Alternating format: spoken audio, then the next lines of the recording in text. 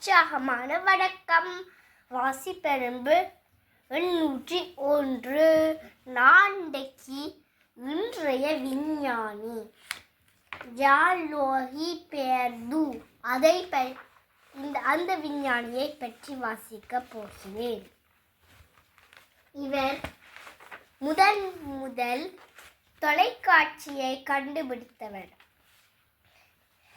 இவர் ஸ்காட்லாந்தின் ஹார்லண்ட்ஸ்பேர்க் நகரில் பிறந்தவர். டெலிவிசர் என்ற தொலைக்காட்சி பெட்டியை 1923 உருவாக்கினார்.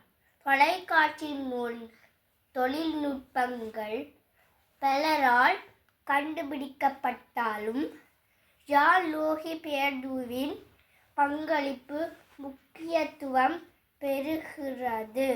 1943 ஆண்டு வண்ணங்களை தொலைக்காட்சியில் கொண்டு வந்து நிரூபித்தார். இவர் தனது 57 வயதில் இறந்தார். இந்த வாசிப்பெரும்பு உங்களுக்கு பிடிச்சிருக்கா? நன்றி, வணக்கம்.